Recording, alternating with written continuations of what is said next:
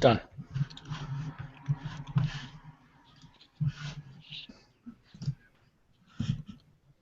Hello and welcome to the Pintcast. Joining me today are Elliot and Alex. You can follow them on Twitter at YankeeGunner and at _the Beck _. It's a pleasure to have you here, gentlemen. It's been a wild month or so since we've done the last Pintcast, and a lot has been going on in the Arsenal world.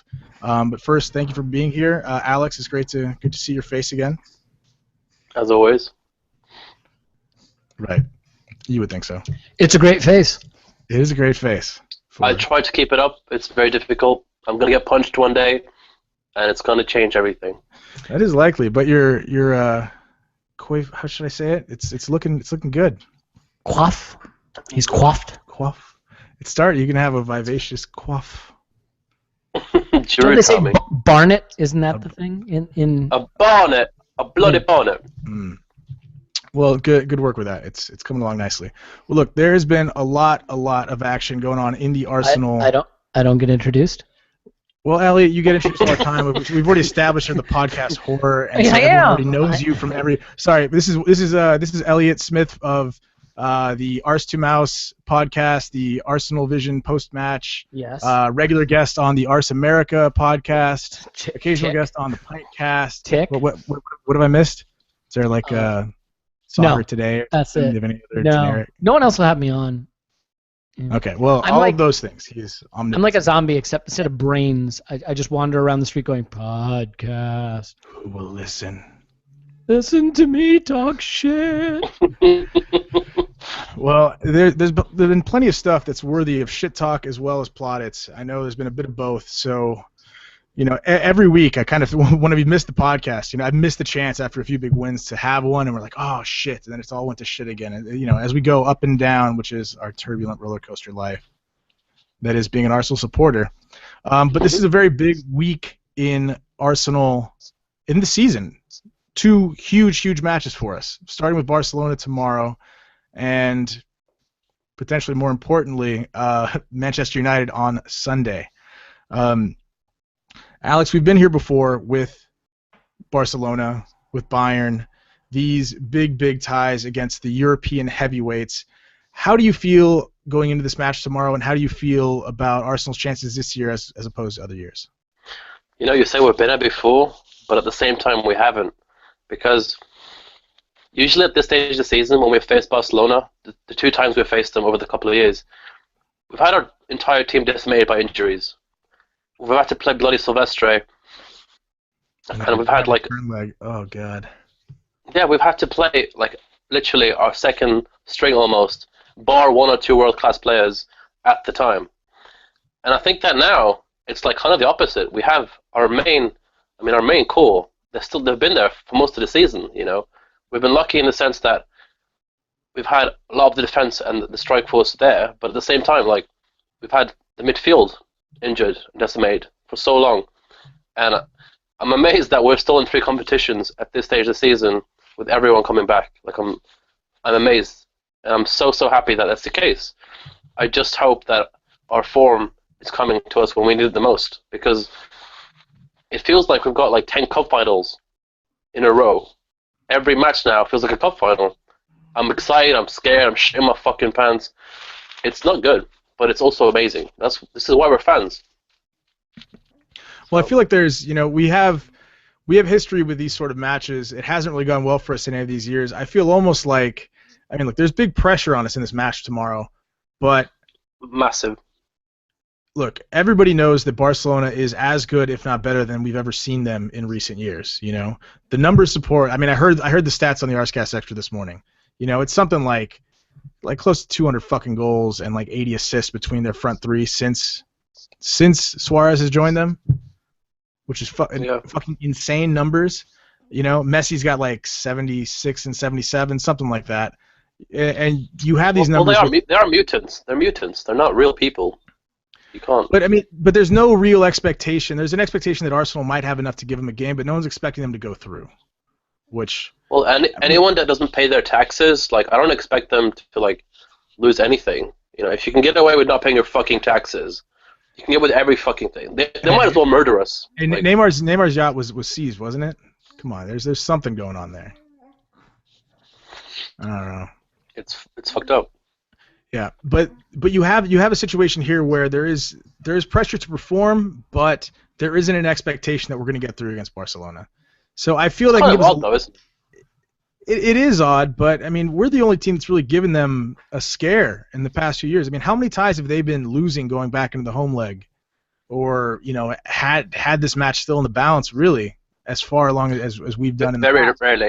Very rarely. When And they've lost the first leg or drawn it, they've usually lost the second leg or drawn that as well. So right. And it's a very rare occasion. We're talking about because they make it to the semifinals every year of the Champions League. They don't go out before then. So it's a daunting task to say the least. But I mean, you think the boys are up for it. For once, like you said, we have a team relatively fit. 90% of the players that matter are all fit, and basically the entire core of our main squad, except for Cazorla, right? Everyone else basically is there. So you have all that to take into consideration. I think we have a chance to go out there and make a statement tomorrow. Elliot, your thoughts going into Barcelona tomorrow? I don't know. I have no expectation that we'll get anything from it. I don't think there's any point in having any expectation that we'll get anything from it. I think, we can almost be the Leicester in this case, right? Instead of being really nervous and playing with nervousness because it's Barcelona and it's the Champions League, maybe we can have the freedom of not feeling like anything is expected of us. I mean, we still have a big opportunity in the FA Cup, a big opportunity in our domestic competition. This is sort of a cherry on top. It's a chance to measure yourself against the best. If you rate yourself as one of the best, this is how you measure yourself. And I think you can view it as fun, right? I mean, this is fun. You get to play against Messi and Neymar and Suarez and show your stuff. And if you lose, it's fine because there's no shame in losing to this team. And anything you get from it is a bonus. So I think you can play with freedom. I think the manager may have a trick or two up his sleeve with the team selection as well, because we've seen whether it was against Bayern Munich when he picked Sanogo. I realized there was sort of extenuating circumstances in a hotel room with Giroud around that, but the FA Cup final where he picked Theo to start. I think we've seen a lot of situations in big cup games where the manager has made decisions you might not have expected. So it wouldn't surprise me to see Danny Welbeck start, for example. Maybe for him to pick El Neni. Give me your wild card solution, or what's gonna happen? What's the big? If he's fit enough, I think Welbeck will start. Start wide or start up top? I think he'll start up top, and I think he'll leave Giroud out. Interesting. I think he'll start wide. With no Theo then? So Alexis, Welbeck, and Giroud? No, I think Theo, Welbeck, and Alexis. Okay. Yeah, I mean, I think interchangeable, sure, right? But by the way, I'm feeding my baby during this.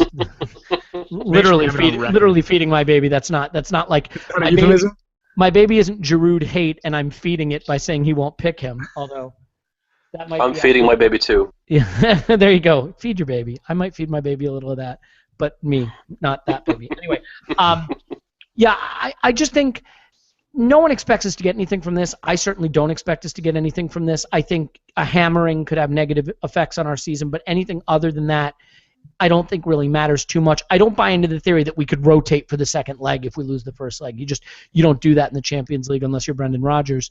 But I think, yeah, I mean, by the way, that of all the things Rodgers did wrong, I think that was one of the worst.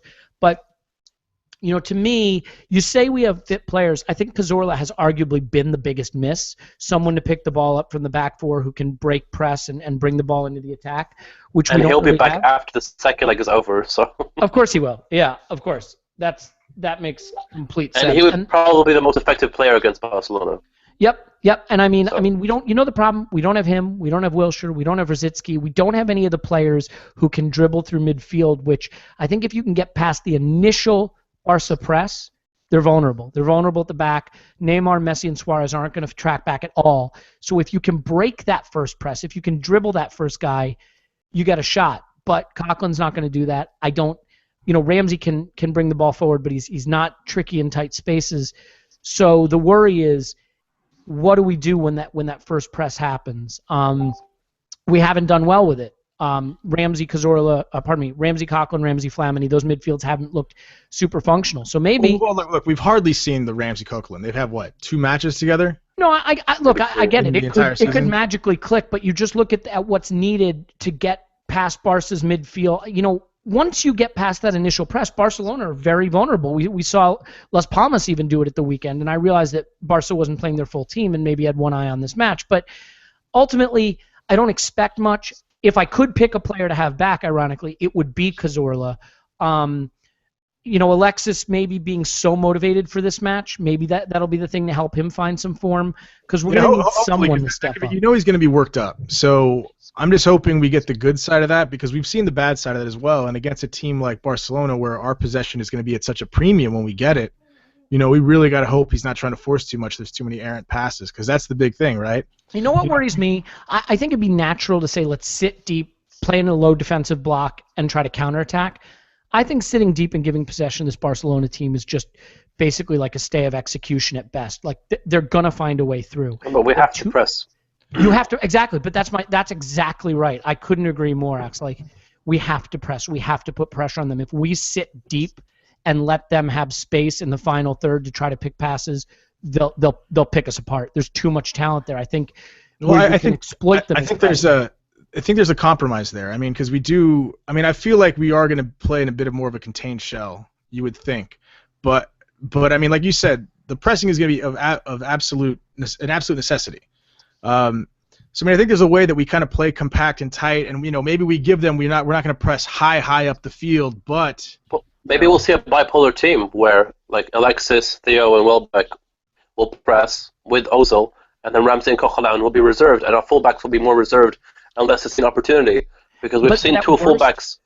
But Alex, I think then you wind up with that worst case scenario with Arsenal. We've seen it when there's huge spaces between the midfield and the front three. And that's a problem. There's no connector there. I think, as weird as it sounds, I think this is a game where Ramsey and Coughlin will have to play on the midfield stripe or higher when they can. That they'll need to step up and create that pressure. That might mean everyone. That might we'll see like two. We'll press them as high as we can with two fullbacks, both of them. I want Bellerin to score against them. I want them to like obliterate them. I think Bellerin against Alba is like.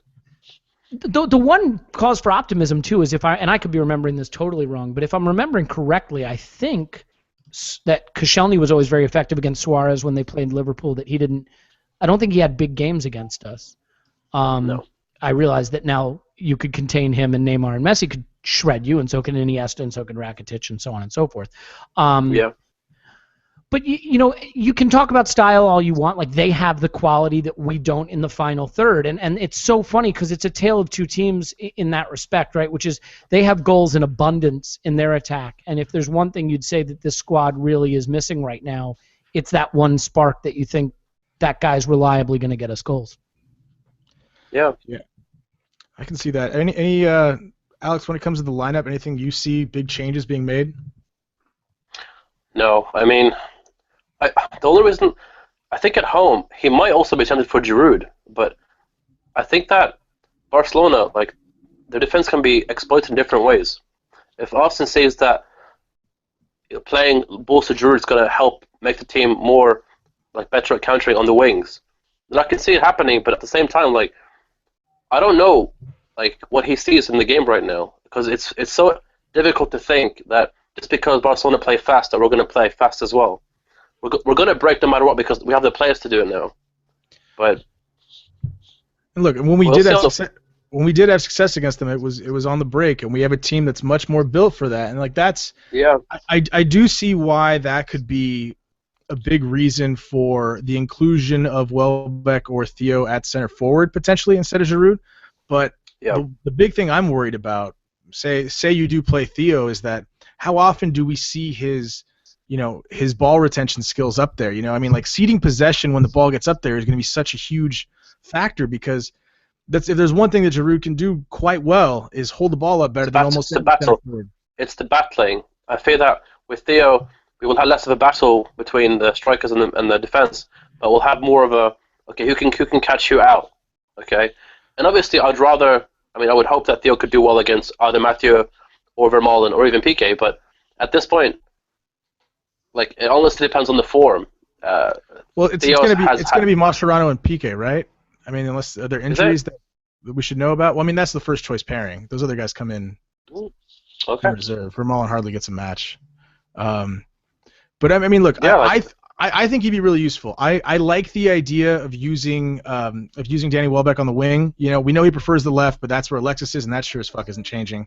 But I mean, do either of you see Alex Oxlade-Chamberlain playing tomorrow from the start? No way. No way. Concedes too much possession. You know, the irony, he's in better form than Alexis, in my opinion. But he's not going to get a game. He's nowhere near the quality. Like No, you have to. The difference is one of them has a proven track record of being in, sensational world-class dominating form, and the other is still trying to prove himself at the highest level. The only other problem I have is, look, Alexis is going to play. So here's my argument. Alexis is going to give the ball away. It's just part of his game, even when he's in form. You can only have so many guys in the team against Barca who are going to give the ball away. And if you play Ox and Alexis, you run the risk of too many turnovers in too many critical positions. Like, even Alexis is going to have to make sure that if he drops deep to collect the ball, he's not giving it away. Yeah. No, I mean, you're right. I mean, we're going to have Welbeck on the right, or someone who can basically retrieve the ball back or try to force them to giving the ball back. And Barcelona, one of the best sides of possession I've ever seen. So we're going to have to raise our game, and only if we play on a world-class game can we get something out of the game. But at this point, like you said earlier, like I would not be against, or I wouldn't mind as much if we got a draw, because as long as our spirits are high, that's all that matters. I really think that it's odd to think that the Premier League focus should be on the Premier League, because the Champions League is the biggest competition in the world. But when you're measuring the pros and cons of every situation, of course we're going to feel like this is like a distraction. But we have to turn it into a good distraction. Yeah, I mean, look, I don't see it as a bad distraction. You know, people say that shit, and look, maybe the tie will be over after tomorrow. There's a decent chance that will happen. But in our last couple tries against them, we've been left with all to play for still. So, there's no reason we should cheapen it. Like you said, go for it all out for now, until it's not a competition anymore. And like you said, to your point, Elliot, what you said earlier, we're talking about, I can't even pronounce the name of the team that fucking Man United was playing in the Europa League last week. Midtjylland? Midtjylland. They're Danish. Ah, there you go. Midtjylland. Right. So Midtjylland, like who the fuck is that? That's world class, though, man. What do you expect Manchester United to do against Midtjylland? Like, to be fair, Midtjylland. They don't have the weapons to keep up with Midtjylland. Okay. United, grinding out the replay against Shrewsbury Town today. Well done. One of my brother's best friends from class, he plays for Shrewsbury Town. He's on my Facebook, and he was like, "Oh, we're going to spank United." Obviously, they lost, but United got lucky as usual. They're into replay. They got their money out of it. Shrewsbury's pretty happy. Look. All I know is I'm happy Louis van Gaal is still there until we face them next week. But before we get to United, because we will get to that right now, it is the Pintcast. We always give score previews and predictions. Give me your score for this match tomorrow, Alex. I think it will be 3-1 to us. Wow. What? Bold as hell. It could go either way. And you're so drunk. I'm gonna go for a 1-1 draw. That's where I'm gonna go. Elliot, so optimistic. It's not bad. I see this being a little bit crazy. I think 3-2 Barcelona. I think they're very vulnerable at the back. I think especially, like I said, if you can get past that initial press and you have guys who can run at them, they'll be vulnerable. But I think we have some of the same problems defensively. I don't think our midfield right now has the fluency and the control that we would like it to have. I don't know that we have the right players to press the way you need to be effective against them. I just think at the highest level, there is not a team in the world that can score goals in bunches like they can. So I think we'll play better than maybe a lot of people are expecting, and it'll still wind up being a fairly disappointing result. I think lots of goals, 3-2. Guys, you know something? I don't think Barcelona have faced a bad defense than ours this season. And I'm just putting that out there. If you think about our defense as a whole... What about Atletico? I think our defense is better than Atletico's. Let's not get carried away. I'm getting carried away. I'm trying to get more drunk, so I might as well. They certainly haven't faced anything like a strike force whose best goal scorer has 12 league goals and whose second best goal scorer is 6. That's, that is really the fear, right? Like that we play well, that we do hold them at bay, that we do the job defensively, and that when the chances fall to us, we just don't take them. Because right now, I mean, Giroud has 12 league goals, Alexis has 6, and Ramsey has 4. That's your Arsenal leading scorers right now. It's a little worrying. Yeah. Yeah, it's a bit troubling. I mean, honestly, if our guys could finish just a slightly higher percentage of the chances, Ozil would already have 25 assists this season. You know, creating those chances by far in Europe. But Ozil has also missed a lot of goal shots, like chances himself. So he has. But I mean, that is part of his game, and that is something that he has to deliver on. But I mean, he's already delivering more goals than he usually is. So it's hard to pin that on him when he's not the finisher, and he creates so many for others. I pin on everyone because I've had poor finishing from everyone. Yeah, I'd agree with that. And we need, who needs to find his fucking shooting boots tomorrow? Aaron fucking Ramsey, because that's what makes him from like Premier League level to like a next level kind of player. And but Joaquin, even our defenders, we're used to 5-6 goals from Koscielny or Mertesacker. We're not even getting that. Koscielny's got a few. We need that as well. Koscielny's got a couple this season. 2 1 or 3? 2? Definitely has 2. Didn't he miss a sitter header against Southampton in that draw? Wasn't that a Mertesacker? Or was that Mertesacker missed? Koscielny. No, that was against Leicester. Mertesacker missed the one against Leicester, the little cushion glancing header. Yep. I can catalog so many misses. And that's the thing for me. Like, if you say the goal is to create good chances, and then you just hope your players will finish them, then you stop looking at it as who are the goal scorers, and you look at it as who can trouble the defense. And like, my principal problem with Olivier Giroud is not that he can't score goals; he quite clearly can. I just think the people that to me are going to cause the most challenges for that Barcelona defense are guys like Theo, Welbeck, Alexis, the more dynamic, pacey players. Yeah, but I wouldn't use Giroud against Barcelona to score goals. I would use them to like cause the whole defense to like go out of line, move them away from other players like Alexis, move them away from whoever plays on the right. Because so Alex, I totally agree with you, but like let me ask you a question, hypothetical, right? We kick long, Giroud comes deep to collect or to hold the ball up. In the league, we might have a lot of runners running in behind him and a lot of people flooding forward. But if we're in a more defensive but it won't happen against Barca. He's going to be isolated. That's what I'm saying. He's going to be isolated. So you kick and the ball. They're going to get the ball. Yeah. They're going to get the ball from him, and then they're going to pass it back out again. So. Yeah. But it just feels weird to think that if we have 3 players who are very fast, very mobile, but they don't keep the ball well, I'm worrying about our ball retention skills. That's what I'm worrying about. I would say this. So you picture the perfect scenario of how this goes. We somehow get the ball back. We nick it off them. They're dispossessed. Someone steps up and makes an interception. Quickly, the ball has to get fed to Ozil in a position to find Alexis or Theo or Welbeck making a streaking run in behind. And it has to be 1 or 2 passes to get the ball right up the pitch. We're not going to be interchanging Coquelin to Ramsey to Coquelin to Ramsey to Ozil to Ramsey to Ozil to Bellerin. That's not going to happen. So to me, it's you get the interception and the game is won in transitions, right? Nick it off Rakitic, quick ball to Ozil. Ozil plays a through ball to Theo, and you're in behind. Those are going to be our opportunities. So, I want the maximum chance to be able to press, to nick it off them in midfield, and 2 passes to a goal opportunity. I just don't think you get that with Giroud. Yeah, no, I mean, I see why having more mobile guy up there is going to make that a better, better chance of that, absolutely. But it's tough to say. I mean, look, there are certainly there are key things that are positives about having Giroud in there, and there are definitely the drawbacks, which you're always good. Always will be. I see the benefits of having him in there, and like there are games where I would love to go 4-4-2, play Welbeck and Giroud up top, and be more direct, or even Giroud and Alexis, and let Giroud knock it down in the box. Like you want to hear credit for Giroud, the 3 headers, right?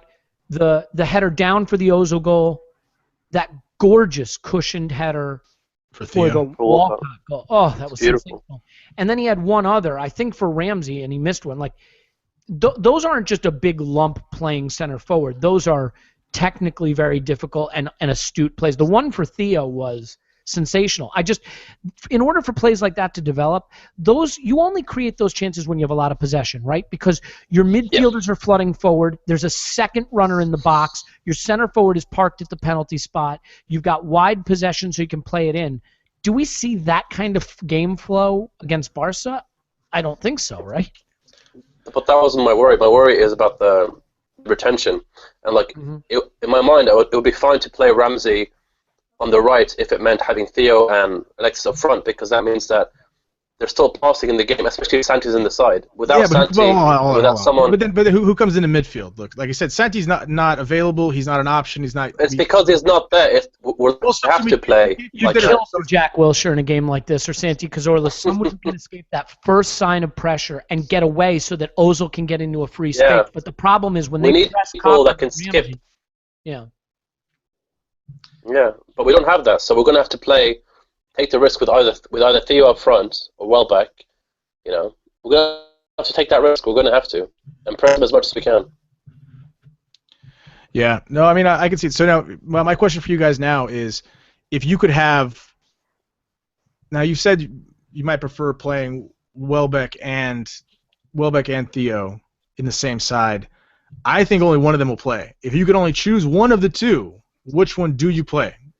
Elliot? Welbeck. Yeah, so I would say Welbeck, but I think I have to hedge that against how fit the manager thinks he really is, given that he's back after almost a year and he just played at the weekend. What did he play, 70 minutes, something like that? So, you know, Theo has some big history and big Champions League nights too. He does come alive in Europe. So I'd be comfortable with either call. I think if you're playing Giroud, I'm fine with either one. The irony is Walcott's worst performances this season have been on the wing. His best ones have been through the middle. And I think Welbeck definitely is going to give you more intensity if you're planning to press, and a little bit more of a physical option if you do get set pieces. So if he's fit, I lean Welbeck, but I have no regret if we go with Theo in the Champions League, where he's generally been really good. I mean, my big issue with that, is just the fact, one, the conceding possession and the defensive work rate, because it's been at least 3 seasons before we've seen Theo do good work on the wing defensively, and if we do have him out there on the pitch, I would prefer to see him central. I want to see him through the middle doing that, not out on the wing, because that's, like I said, I think we'd really be hurting ourselves by trusting him to do the defensive work. Yeah, but okay, if we play 3 fast mobile, like pretty much like Theo, Welbeck, and Alexis up front, they're going to interchange. So it doesn't say who starts where. Walcott will get 60 minutes up front, and if it causes them confusion, they're interchange. But you're right with, like, Theo shouldn't be on the wing right now. But he needs a goal. If he scores a goal against Barcelona, suddenly he's going to hot streak again. So the difficulty with the interchanging of those positions is, like, when they change, are they going to change and think that they're changing right back? Like, the communication has to be perfect, because the defensive tracking that our wide players are going to have to do is going to be immense. So yeah, that's just a big concern for me, and that's something I see. I agree with you guys. I don't, you'd almost wonder, like, well, what about, the work rate that Joel Campbell shows on the wing is great defensively. I think we get all that work rate as well as the energy and pace with Welbeck with a little more final product. Yeah. Honestly, I think if it were an Arsenal, you'd say you got to go with different formation, and maybe you go with 3 in midfield, and you go Elneny, Coughlin, and Ramsey. You play Ozil as more of a false 9 with, like, Welbeck and Alexis on either side, because I don't like it. You need an extra guy in midfield, but it's a moot point. We're not going to do it, but, like, I think playing a midfield 2, and especially this midfield 2 against Barcelona. Let's put it this way. What was the last time our midfield looked remotely functional? It was Cazorla and Coughlin. We haven't really had a display where you said we ran the midfield in a long time. Maybe the Hall match, but that doesn't really count. Yeah, and I think this partnership needs to be given more time. Didn't we have Cazorla Coughlin against Man City? Oh no, we had Flamini, Ramsey. But that was our best game without them. Yeah, I think the Ramsey Coughlin midfield partnership needs to be given more time. I think it can be successful. I truly do. I know people have their issues with Ramsey in midfield, but that's where he's going to be for us for the future. He's not going to be playing there on the wing, so he needs to learn that. And we have to, honestly, the midfield has to adapt to that, because he's who's going to be there long term. How much longer is Cazorla going to play there for us? But if he's going to be if he's going to be in central midfield, I don't think you can pair him with a Coughlin type. I think you pair him with a more athletic Arteta type. Ironically, Busquets. What the fuck? But Arteta's seriously, never because been as athletic as Coquelin is right now. who is?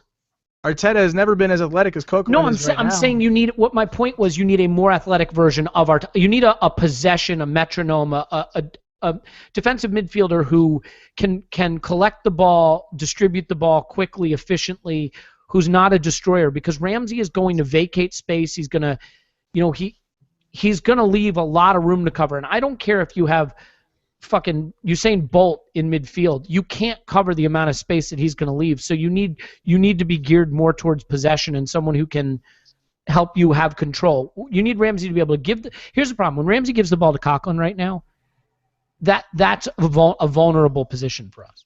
You need that ball to go to someone who's a safe pair of feet, who can maintain possession and distribute like an Arteta did. I mean, when Arteta first came into the side, he was our defensive midfielder, but more through a possession approach than being physical, and it worked. It worked until he lost his legs. Right. Yeah. Against certain opposition, I see that, and I see why that works and why it works out pretty well. I actually think Coquelin's distribution is pretty decent, and it's been getting better. Fair enough. But let me ask you this: how many name the great holding midfielders in world football right now? Like, how many of them are destroyers? That's not really. You know what I mean? That's not really what's out there right now. That's not really what's working in world football. I don't think that Coquelin's just a destroyer. I think that because of his aggression and because of his tackling and sometimes like silly slides, I think that he's earned that type of aggressive behavior. But I think there's more to his game. But even if there, I mean, he's still growing. But even if there isn't as much to his game as I'd like to believe that there is, I think that this pairing will get a chance until the end of the season. And if Coquelin doesn't perform with Ramsey as good as Arsenal wants them to, I think that we will see a different player. But also, I think El Neni will get a chance as well. So it's going to be a series of trying to work out what the best formula is. And I think that once we find it, it's going to work really well for the rest of the team. And that's the most positive thing, that we have so many players in different positions that we can count on. And we're only really missing, like, replacements, or... I mean, you can always argue for the upgrade on the striker department any day, because any club can at this point, except Man City and Barcelona at this point. So, like, I think that if we, if we'll see what happens to Lewandowski in a couple of years with Pep Guardiola, but like I think that it's going to take some time for us to fully appreciate the Coquelin-Ramsey partnership, and it's also going to take us time to find reasons as to why Santi can do what he's doing for the next couple of years, because it's kind of hard to imagine him doing this at 32, 33, and I think that El Neni, because our fans don't know much about him, and I don't know much about him, what he can actually do, it's going to take us time to realize what his actual position is as well in this team, because if he gets a permanent position, then it's going to reformulate how we perceive the team as well. So I mean, I'm just going to give it as much time as it needs, really. We have a lot of players who can play different positions, and I mean, I don't think Wilshere's going to have a starting role anytime soon, but everyone has their role in this team, and well, like you said, there's going to be a big shuffle in the midfield over the summer. I mean, there's a whole lot that's going to happen, and there's going to be some changing in the pecking order with a couple players going out who haven't really played for shit, and then, we fingers crossed you can have Wilshere potentially be healthy through a preseason and be part of the team next season. I mean, it's sad because it really is an Abu Dhabi territory where it's just kind of like a hypothetical if he could stay fit, which you can't plan around him at this point. Not at all. You have to take him being available as a bonus. Right. It's purely a luxury. Purely a luxury. But you have what I would say though is that a lot of how we perceive what it's important to have in a team is it's like learned behavior.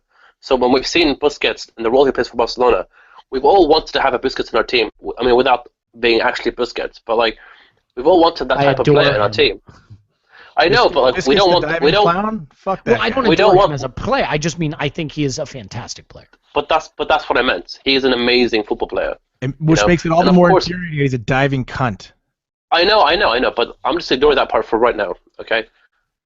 Before Busquets in the game, okay. Everyone wanted someone like Makelele, okay? Before Makelele, everyone wanted someone like fucking Nicky Butt or someone Roy Keane or Patrick Vieira. Every generation, the style changes of what we want. We had Gilberto, and I don't think we appreciated him until he left, And I think that we never replaced him. no, not but Hey, he's vouching for Coquelin, right? He's at least said that himself. yeah, but look, this is what I mean. I think that Coquelin, I think that we might not even really appreciate Coquelin. Like, okay, for example, if Coquelin and Ramsey somehow this year win the title, somehow they finish very strongly, are we going to appreciate that partnership more? I think so.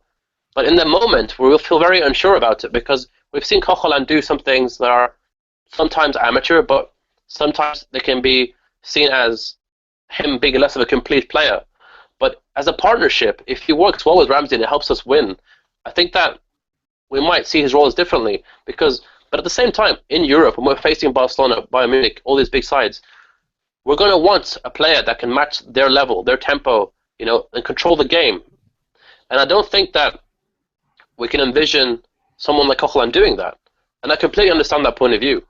And I think that once we reach that kind of eliteness, the place for Coquelin probably won't be there. But a player like him will always have his use, especially in the Premier League. I don't disagree with that. I think, look, what you need as a team is as much about the team you have, than it is just about, like, you look at Manchester United and why it doesn't work. They just focus on the player they're getting, not what the need is for the squad they have, right? So that's a new philosophy. Right. It doesn't work. So I think you look at Arsenal and, like, to me, it's not so much, we need a DM or we need a striker. Whatever. Is that we need players that are complementary. And, like, I struggle to see Ramsey working in a 2 in midfield with Ozil at 10 with Coquelin long term. Now, I could be totally wrong. They could develop a brilliant partnership. It's not because I don't rate either player. I rate, obviously, both of them and Ramsey exceptionally highly. But the question is, do they have the right combination of skills and attributes to their game that suit that setup? I think it's incredibly challenging to play a 2 in midfield in the Premier League for 38 games, with the style of play and the way teams counterattack and the physicality of it. We were a team that used to control midfield and play people off the park in midfield. That is not us anymore. We do a lot of building up on the flanks. We do a lot of overloading on the flanks. A lot of our build-up comes that way. We do not, you look at the passing numbers, and, routinely Arteta used to have like 100 passes or 100 completed passes in a game. It's just not that way. Coquelin might have, half that in a game. So we're changing style, and that's totally fine. I think the reason Cazorla worked so well is because he didn't have to exchange passes with Coquelin to get the ball upfield. He could beat a man and carry it there. And Ramsey isn't necessarily as suited to doing that. So if Ramsey and Coquelin are going to work, for me, Ramsey's going to have to be able to give the ball to Coquelin. He's going to have to be able to receive it in good space, be available, find that open space, that vulnerability in the midfield, let Ramsey make the forward run and give it back or give it wide. He'll learn that, and maybe that's what will make it work. But Ramsey is never going to play like Santi Cazorla or Jack Wilshere or Thomas Rosicky. He's never going to be a dribbly, carry it, beat a man and carry it through midfield type of player. Where he's hugely unique and special and talented, and we haven't seen it as much this season, is the secondary runs, the furthest run forward, beyond the forwards, into the box, finishing chances. Now he hasn't been finishing the chances this season. But when you consider that Ramsey is often the furthest forward in an Arsenal move, that's a tremendous amount of space in behind him in a midfield 2 that one guy has to mop up, because Ozil's not going to drop back into that space. And our wide players, our fullbacks, are often bomb forward. So to me, the balance isn't necessarily there. It's not about rating the players. It's about their attributes lining up. And that, for me, I think is off. I will say, when it comes to the striker, and I know the quants and the analytics guys will say it's about creating good chances and XG, and the more good chances you create, eventually everything reverts to a mean and you win, blah, blah, blah. But, like, I still think your number one scorer can't be a guy who scores 18 goals, and your number 2 scorer scores 16. I still think you need a 20, 23, 24, 25, 26 goal a season striker who wins you a couple games on the strength of his own quality. And I could be dead wrong about that, but that's the one area where I think talent level-wise we're still below where we need to be. Yeah, I'd agree with you there. I mean, look, we're in a decent position to finish with a striker only scoring that many goals and potentially winning the league. But I'm with you. I think we do need an upgrade there. To win the league, though, we Joaquin, just real quick, so one of the guys is going to have to step up and go on a goal-scoring run, right? Because what Giroud hasn't scored, in like 6 games or something now? 5 games? It's been a little while. But he's been creating. I get it. No, I get it. But, like, someone's going to have to pick up the slack of goal-scoring between now and the end of the season. No, I agree, and I think a lot of those goals need to come from midfield as well as our wide a lot of positions in 0-0s particular. lately, right? I mean, 0-0 against Southampton, 0-0 Too many games where we're not scoring much. And that's not enough. And not only that, we also need to start padding our goal difference because the fact that Tottenham has such a superior one to us is shameful. So that needs work. Well, look, we need to move on. Let's talk a little about United. Oh, one other thing. Well, as I say, move on. I want to put in the last clip, right? I'm just curious when I think about you want to talk about shit. Yeah, I want to talk about shit. But when we look at these other midfielders who play this box-to-box role in the past, Elliot, you're talking about Ramsey getting on to the end of these last runs, the end of the box. I mean, how many times was Steven Gerrard doing that? How many times was Frank Lampard doing that for his team? But that's the problem. Steven Gerrard. They found a way to deal with it, though. Steven Gerrard was the problem at Liverpool, not the solution. Like there are a lot of people I'm talking like 10 years ago, Steven Gerrard, when he led them to European glory. You really think so? You thought it was the problem back then? I think Steven Gerrard's commitment to this buccaneering style and driving through the midfield and like no sense of positional awareness and being wherever he wanted, I think that was a problem. I mean, it was a problem for England, that's for sure. And I'm no England scholar. I think Lampard benefited from being deployed in a more attacking solution when you had guys like Essien and Obi Mikel behind him. Of course he could fucking do that, man. Yeah, that's true. I could, that was a stronger platform. You're right. He was playing more. Yeah, Gerrard had Alonso and Mascherano, and before they had Halman, Dietmar Halman. As for Lampard, he's had Essien, Makalele, and he's also had Ballack whenever they've been injured or out. And Obi Mikel, when he was sometimes decent. Well, they could play both, Essien and Mikel, or you know what I mean? But the funny thing is, everyone considers these Chelsea played at 3 in midfield. Yes. Right, but the thing is, these guys are considered box-to-box midfielders, yet they're playing in the 10 position, which is kind of funny because normally you think like the 8, who is the second of that pivot or the second other midfielder, is the guy who is. I mean, that's who we label as the box-to-box midfielder, right? Well, those teams didn't really deploy a 10. Like, who was Liverpool's 10? Like you said, Steven Gerrard played there for a while. I mean, really, he was kind of the thrust through the middle, right? Yeah. I mean, the problem of Ozil is that like he's so fantastic, but you need to give him that platform so he can go find that space in the attacking half and pop up wherever he sees space and opportunity. And you need that solidity behind him to give him that platform. I mean, Chelsea, as much as I hate them, they built from the back in such a way that they gave guys like, Lampard had a particular skill set. He wasn't the most skilled player. I mean, he's shit. Elliot, this is the wrong season to compliment Chelsea. This is the absolute worst. No. But I'm saying that they've gotten away from that, Alex. Right? Like, I mean. Well, look, we've digressed. I mean, I'm sorry for setting us down this rabbit hole of. You did it. Fucking the never solved Gerrard and Lampard fucking debate. But let's move on to United. So United have been shit this entire season, much to our delight. It's been really fun, but it's not that fun until you fucking beat them. So, and we've done that. Beat them again. Right. We've done that. But I want to do it again. I want to do it at Old Trafford in the league. I want Welbeck to get a hat trick.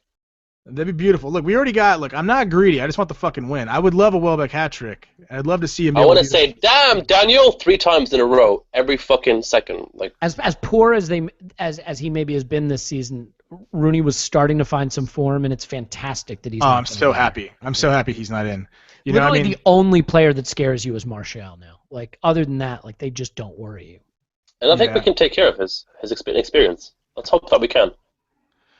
I hope so. I mean, he gave us a lot of trouble when he was at Monaco, but he didn't really show much of it when we faced them. So long may that continue. It's going to be a really big. I'm not nervous about that match. I mean, but it's also you can't really focus. You got to focus on what's ahead of you. So it's kind of like you don't know how the confidence is going to be after this Barcelona match. You hope you get a respectable result, so you're not having to gather yourself on the back of like a of a spanking. I don't want to say a scoreline of what I think could happen, but I think it's the best case scenario is to go into it and be ready to go and ready to take these guys and give them the beating that they deserve. I'd like I said, we have we have 8 or 9 cup finals in a row, and I don't think we can breathe until April. Even in April. So I mean, I'm excited. I know it's so overblown and so over-talked about the whole mental strength thing, but I think we're about to enter the real definition of mental strength. Not can you win a game, but can you stay focused at the highest level, week in, week out, Wednesday, Saturday, Wednesday, Sunday, because Barcelona, more than anything, are a test of your mental your focus and concentration. You drop concentration for a second, and they're in behind you. And then you go to Old Trafford. We could blow this whole season in 3 weeks. Yeah. And none of us want to see that. No, I mean, you go to Old Trafford, you have a replay in the FA Cup, you have a second leg at the new camp, the most intimidating place to go and play football. You have a North London derby that'll be the biggest in a decade. Away. Yeah, away. Yeah. So, I mean, apart from the quality we're going to need, just the focus every game. And then here's the reality, right? We have nothing but easy league fixtures at home the rest of the way. And the scary thing April's a breeze. April's a breeze. Yeah, but Alex, you know the scary thing? You can almost see that's where you finally say, all right, we can breathe, we can exhale. And then we lose points, though. Yeah, and that's going to be the challenge. It's not going to be hard to get up for Barcelona, for United, for Spurs. It's going to be hard to get up for, Sunderland at home, that kind of thing. That's what I'm hoping the players that want to play in the Euros, they bring their game back. Especially like Santi, Wilshere, they add an extra dimension to our game. Welbeck, even Theo. These are players that are competing for places. That's a great I really point. hope that they bring. They have to bring their A game. Otherwise, they're losing out. The manager doesn't have a huge history of rotating, especially in the league. So the question is, how will he work them in if he does? Yeah, but Elliot, if we beat Hull, I hope we do. If we beat Hull away, a lot of players are going to get a chance to play in the next leg. Mm-hmm. And if this is where if our B team wins the FA Cup this season, it will feel even fucking better than the last two. Well, by the time we reach the final, I think the first team will be back in. But that's true. But look, this is great. B team gets to the final. If we get through this, you have a chance to in the next round potentially you get to play Jack Wilshere, you get to play Mohamed El Neni. These guys are going to get more matches. Joel Campbell needs matches now. Welbeck through the middle or Walcott through the middle. In the Cup, that's where they're going to play if they get it. And that's the only place they're going to get it because we're going to need every other moment for breathing room for our first 11. They're going to be overworked. But that's good. It's good that we can play a second squad. Usually at this point in the season, there is no first 11. Yeah. Right. Yeah, I mean, the only possibility for crisis now is center back, right? With Gabriel injured, we gotta coax Mertesacker and Koscielny through games until he's back because I don't think we want to be playing Chambers in central defense in any of these big fixtures. No. I mean, best case scenario, he only plays the next couple FA Cup matches as a center back, maybe as a right back rotated in or something. But I'm gonna say that I was wrong, really, really wrong, or look like I might have been really wrong about one thing. I was convinced that Chambers, the one place he absolutely should not be deployed is in midfield. And when he's come in, and limited times when he's come in, I actually think he's looked really, really good there. I think he's looked decent. Yeah, the reason it surprised me so much is we saw it against Liverpool, right? That home game where he started against Liverpool, and every time the ball came to him, he looked like he was going to shit himself, and they took it right off him and could have scored many, many goals that way. I said, that's not the composure and control of a guy who's going to play in midfield. But he's come back from that. That was a real low ebb for him. It's funny. We've had players this season who have had really low ebbs. I look at Giroud and, one of the big compliments I can pay him is that loss against, was it Zagreb where he got sent off? Right? Yeah. Where he gets sent off and we lose away and our Champions League dreams are lying in tatters. And he had been off to a bad start for the season, and he had been benched in the FA Cup final, and you think his Arsenal career maybe is slipping away now. I mean, that was a really low moment for him, and he came back from that with huge goals and a big streak. So credit to him. Same with Chambers in that Liverpool game. There have been a lot of players who have come back this season and showed character. Joel Campbell, what he did during a period where we needed him, when everybody thought he was, not a relevant player anymore. Same with Matthew Flamini, who, I can't stand him, and I don't think he was brilliant, but he had to play for 6 straight weeks and put in some shifts. So we've gotten performances from the players you maybe didn't expect. Now it's time for the players you expect, right? I mean, if we're going to win anything this season, Ozil's going to carry us there. Alexis is going to carry us there. Those two have a lot of... Ramsey's going to have to step up with goals and carry us there. Your best players now have to step up. Koscielny too. Yeah, I agree. Well, it's time for them to put up or shut up, because it's where we're at. It's the business, and I mean, it's not the end of the season. This is a time when it all matters, and like you said, a couple results here in these weeks, and we could go from treble to... I don't know what the fuck would rhyme with treble, but to nothing. And that's not where we want to be. Doesn't rhyme. No, it doesn't rhyme. That's why I prefaced that. Treble to rubble? Treble to rubble, sure.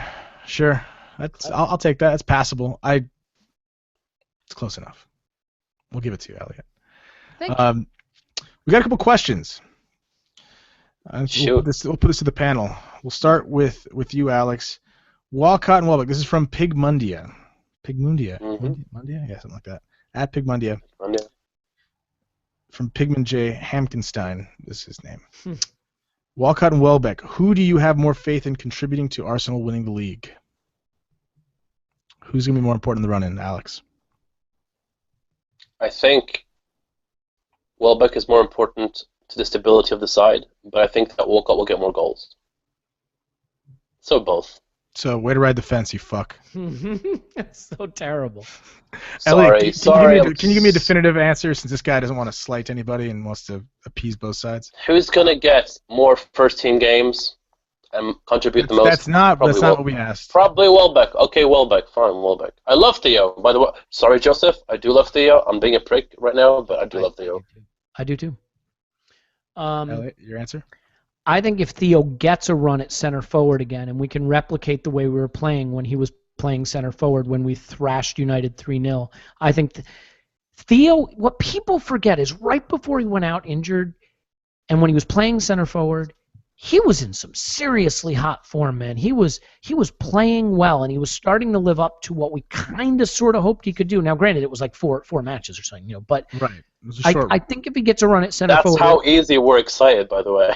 Yeah. 4 good matches. We'll take any good match. We'll take anything right now. Who's really lighting your hair on fire at center forward at Arsenal right now? So for me, I think if you ask me... Our best player this season has been Monreal. Yeah, this probably... Well, no, it's Ozil. Or Czech. Do you think Ozil? Ozil? Yeah. Well, I think Ozil had like a bad few weeks. Czech might be a good shout. Look, if I have to pick between the two, I'd say Theo, only because I think he'll play more. I think we have to expect that Welbeck will have the setback here and there, the muscle injury. He's been out that long.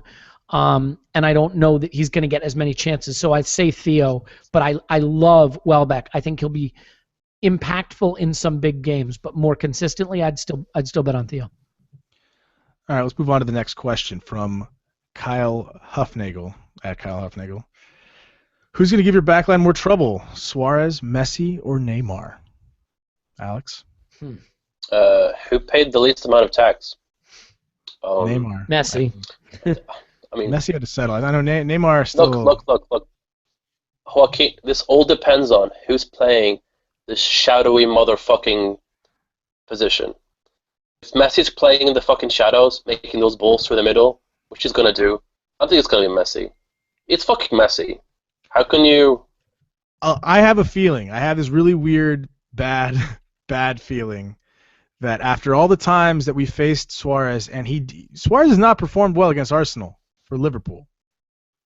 Like, he has not scored goals or done it. I feel like it's going to be that time when we faced them and they had Ibrahimovic, and Ibrahimovic was labeled like wouldn't do shit in Europe, and then he came and scored a brace against us. I have a feeling it's going to be Suarez tomorrow, not Neymar. It'll probably and not Messi. It'll probably be a Messi assist to fucking Suarez, but that's what I mean. If Messi passes Suarez an amazing through ball, yeah, that's almost as bad. So it is. But I mean, I think the guy with the that's actually going to be on the cutting edge and the end of the goals. Hopefully not more than one. I think Neymar will dive tomorrow. I think Neymar will dive a few times. Well, I mean, that's a pretty safe bet most days. Yeah, but I mean a dive that will get a penalty, sadly. Not another penalty decision against Barcelona. Get the fuck out. If you ask me who's going to cause the most trouble, it's Messi because he's the best player. Yeah. Yeah. I mean, I think Suarez is actually like it's undoubted that Messi's still the best player, but like Suarez is at the level where he can influence a game almost just as much as Messi can. Like I think he'd be a thorn in the side. Here's the problem. Who's going to pick up Messi? Like, how are we going to defend Messi, right? He pops up in those spaces between the midfield and the back four where, like, we are so vulnerable. I mean, with all due respect to Coughlin and Ramsey, tackling Messi is a whole other ball of wax to anything they face. And, like, when he comes inside and he's in that sort of deep forward role, it's tough. It's really tough. And, I mean, you're talking about the side, you know, he can pop up on the side that Bellerin's on, who doesn't have nearly the experience with something like that. And then he can drop in behind Coughlin and in front of the back four and just, you know, I'm not saying he's the one who's going to get the goals, but I could see him being our tormentor in chief. Yeah. And that wouldn't surprise anyone. You know who's tormented us the most, I feel Messi. like, when we played Barcelona? Actually, I'd say Dani Alves. Like, anytime he's popped up in those wide overlapping positions, yeah, but, man, we had trouble picking him up. Messi's got crazy numbers. He's got, like, 5 goals against us in matches. I don't know. We have to poison him. Well, I think the match is at the Camp Nou. I forget the stat, but I think at the Camp Nou he's destroyed us. He hasn't done a lot in London, but every time we go back to Spain, he scored like 5 goals at the Camp Nou, but almost none at London. Right. I think only because David Villa got a few at London and Ibrahimovic. Villa did the brace that one time. Yeah, I believe. Or no, Villa got the 1 goal in the 2-1 that we won. I think Ibrahimovic scored twice. That was the draw, right? That was a 2-2. That was the 2-2, and then we went back with the fucking decimated squad and got rolled over. It was beautiful. No regrets. No regrets. The only regret I have is Nick Bentner not finishing that chance thing. Or Van Persie getting sent off for fucking what? Yeah, but, like, to be fair, he should have known better.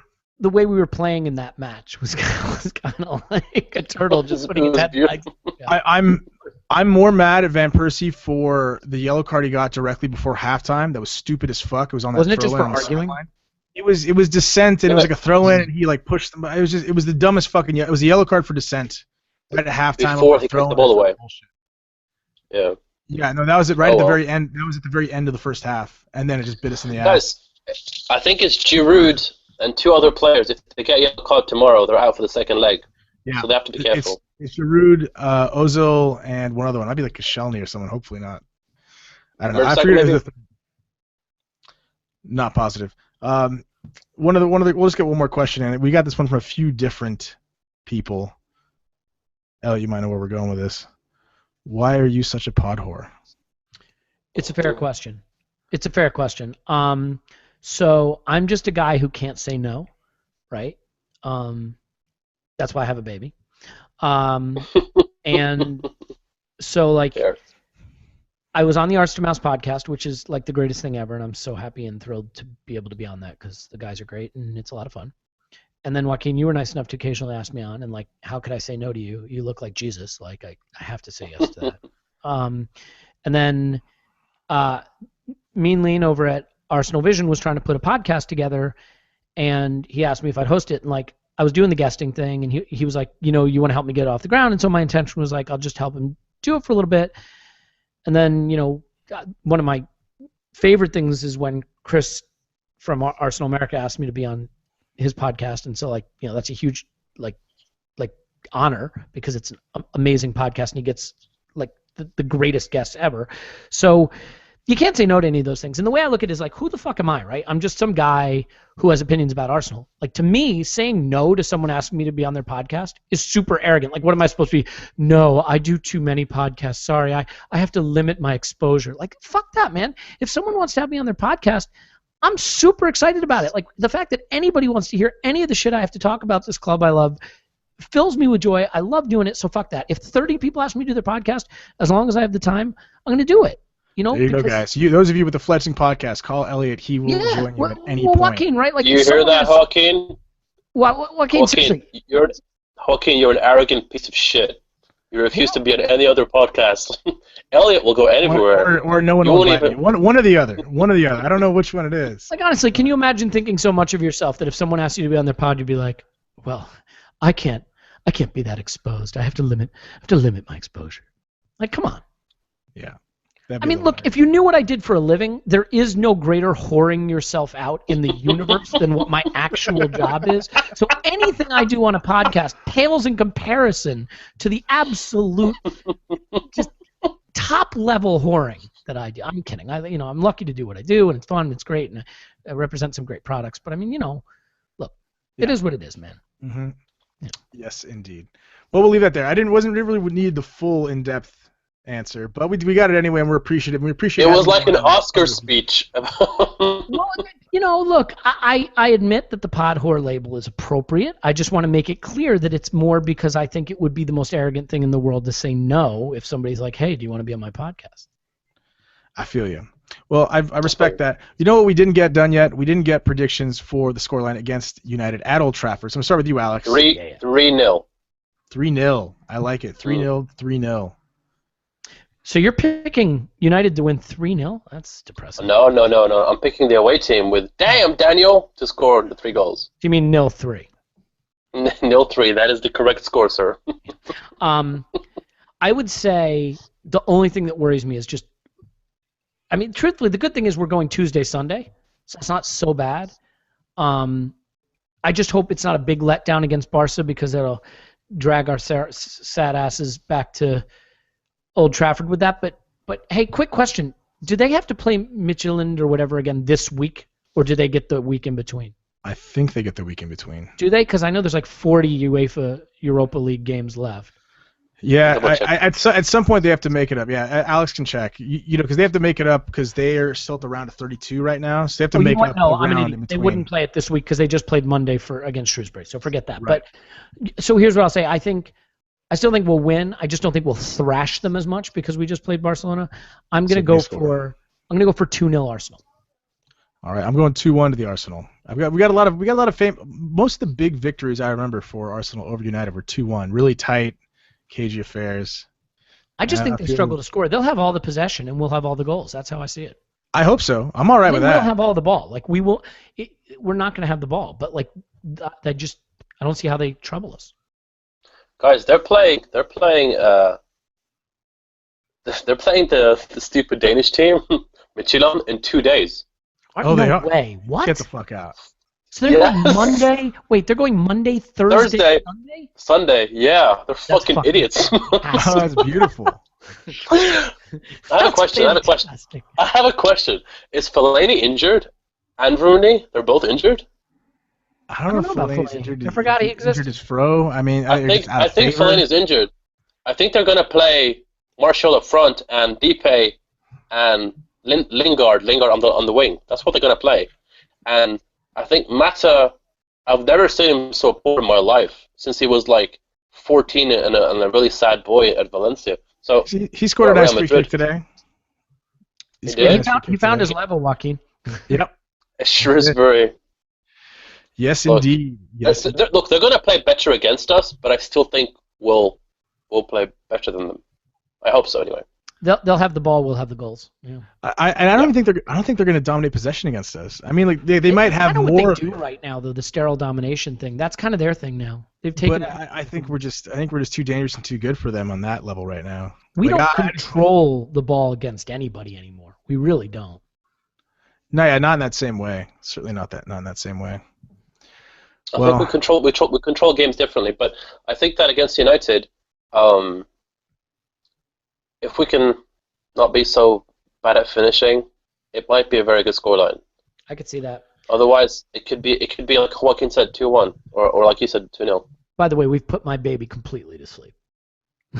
Well done. Thanks. Well done. Yeah. Well, before we go, my baby completely to sleep too. Good work. Good work. Here I am, empty pint. What am I doing? This is bullshit. It's the best kind of pint. Means you just finished one. Well, actually, I can't. No, water. I know. Lame. Yes. Can't even live up to my name. But what can you do? So anyways, it's going to be exciting. Big matches this week. If you're around, get out to the pub. Get out and get support locally if you can. Get to the pub, enjoy yourself. I remember the best memory I had actually was with Chris of the Ars America podcast. Back in the day when he used to go to the pub on occasion instead of hiding behind his couch. Oh wow. And we were there for the first leg when we beat Barcelona 2-1. That's a moment I'll never forget. And so Chris was there with me at the Fox and Hounds in Studio C. So if you're there, if you're around in LA, make it out there. I will be there tomorrow. What will you do if we win? That was a question for both of you. Will you celebrate? I don't have anything booked tomorrow in the afternoon. I'm hanging out with Mark. Mark. Canino 88. He's gonna come to the pub, so he's either gonna shit on me when we lose or shut his mouth. He supports United right now. He can't shit on you. He can't really say much. So he's basically shitting himself. So I'll do something glamorous like try not to wake the baby. There you go. That's a good start. I'm either gonna go play some golf or go for a hike and then celebrate with drinks after if we win. Fuck you and your awesome weather. Is it weird that I'm more nervous for United than I am for Barcelona? Yes. No, I think that makes complete sense because there's more riding on United. Yeah, exactly. There is less pressure to get a result like we talked about. So I know, but I mean, in terms of competitively, like I think tomorrow could be fun to watch, but it could hurt also. It sure could. Also, guys, there's a big news since we've fucking last spoken here is that Arsenal are coming to the West Coast. They're going to be in San Jose and Los Angeles. They're not the only ones. They're not the only ones.